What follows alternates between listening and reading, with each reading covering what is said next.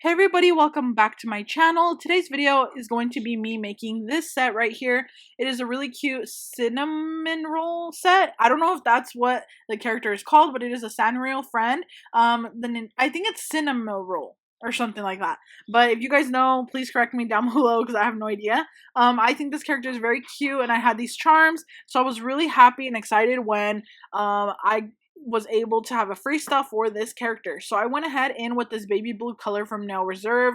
This is a really nice muted baby blue color. So I'm going in and putting this color on the pointer finger, and then I'm going over it with this really pretty glittery color from this brand I got from the nail supply store. Everything that I'm using will be in the description as always.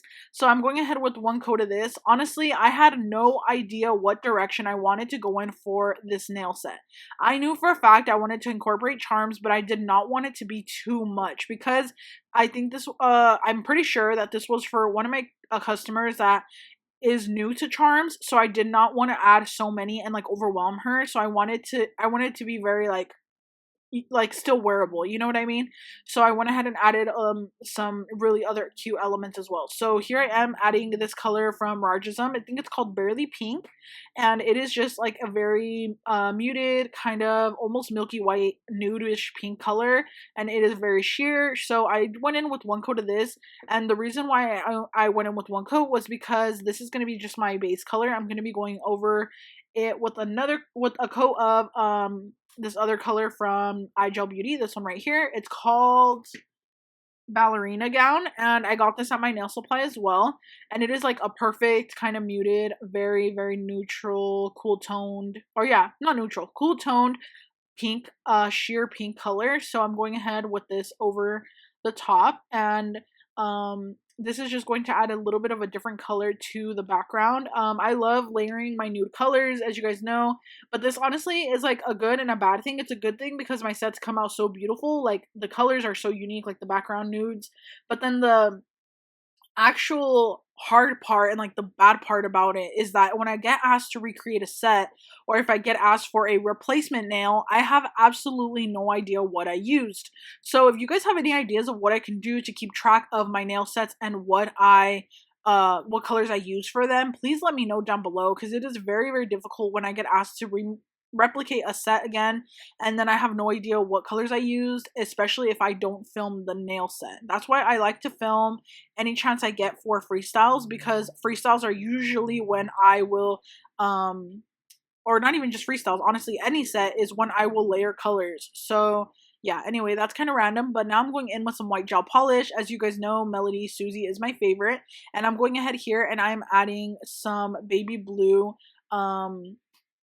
color, like the baby blue, same color that I used earlier, but I added a little bit of a 3D gel into it to make it a little bit more 3D. And then I'm adding like this star effect. I don't know what it's called, honestly. I have no idea what this design is called, but I feel like it looked really cute with the whole set all together.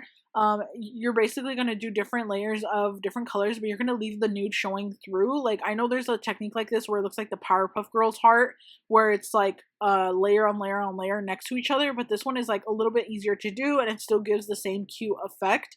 I can honestly see this being a very cute design for even Halloween. Like, imagine doing really cute hearts, like Halloween colored hearts, Halloween colored stars on a nail set for Halloween. I'm definitely going to be doing that, so I'm really excited. I want to do like different shades of fall orange, but like with these hearts, like that would be really cute.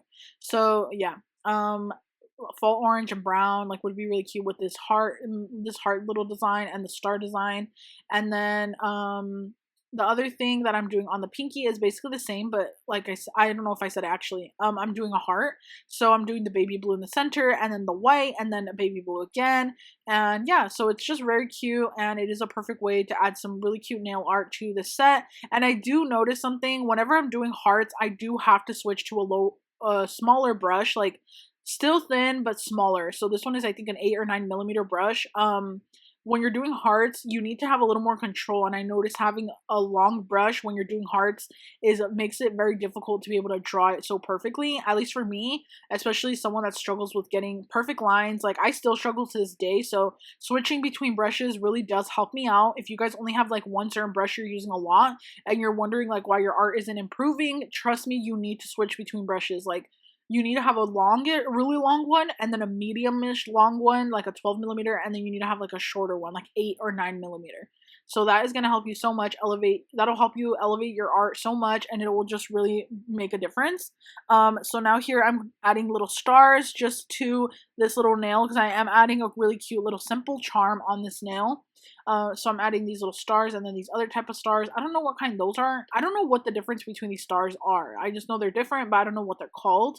So yeah, I'm adding those, and then I am going ahead and now I'm going to be doing the French tip on the other nails. So I'm going in with the baby blue again, but as a French now, and I'm using my favorite French tip brush. Coming soon, you guys, don't worry. And then I am just going ahead and adding this to my nail and then filling it all in. And I love this color. This color will be in the description as well. It is from Nail Reserve. And then once it's all filled in, I like to cure it. But the thing is, when you have such pigmented colors, you want to make sure that you're curing it double. Like, cure it extra, just because it is very, it really sucks when you will put your nail in the lamp and then realize that your nails did not even cure and they're all wrinkled. When you're using very pigmented colors, sometimes that could happen. I noticed that happens with me with very pigmented orange and reds, and I think it's because there's so much pigment powder in there, or like the mica, or I don't know what kind of color they use, that it just literally like looks so, or it's so pigmented that it sometimes doesn't cure well. So you need to like make sure the lamp doesn't turn off on you, and make sure that you run to like double cure. And now I'm grabbing my Makartt rhinestone gel, and I'm using a very generous amount, and I'm going to be doing my charms now. I'm going in with this little heart right here in the pointer finger, on the pointer finger, and it is just a simple little heart, perfect for a beginner charm set. And then right here, I had to add the Cinnamoroll charm, but I didn't want to add so much. Like, there's definitely bigger charms I could have used, but like I said, I think she's new to wearing charms. I'm pretty sure, because she usually never orders charm sets from me. So I wanted to keep it simple for her, to the point where she could wear these and get used to it. So I made sure to seal in all the edges. I made sure that there was no pieces of, or not pieces, but like crevices of charms sticking out to where her hair can get stuck or things like that. And I am adding my favorite little star charm. This one's from Shein. You guys might have seen it in my most recent haul. And then I'm adding this really pretty bow charm. Honestly, this tied it all together really cute. Like, I wasn't sure of adding the bow, because the bow was like probably the biggest charm I used, but I feel like it's still okay, because I did make sure to seal up the edges so that it's not sticking out. Another thing, whenever you're using bow charms, the biggest tip I can give you is to file the back side of the charm. So anytime you have the bow charm, like, etch the back, and then it'll make all the worlds of a difference. Like, literally, if you don't do that, sometimes the charms can pop off, because the bow charms are so smooth on the back. So always make sure you do that. And then, of course, after everything's all cured, I do go in with my top coat. I'm using the Beetles top coat. It is very good, very affordable, which is what I love. Honestly, sometimes more expensive quality isn't, or more expensive products aren't even that good of quality. Like, I've had really expensive top coats that I pay like $15 a bottle for, and they're very watery, and I don't like watery top coat. So this is how the set turned out. Very cute. And then this is like the final, or the first time I made it, because I made it 2 times. This is the first time in the little case, and it turned out so cute. Honestly, one of my favorite freestyles. Very perfect for someone that's barely getting into charms. And yeah, you guys, that was it for this video. I really hope you guys enjoyed it, and I'll see you in my next one. Bye.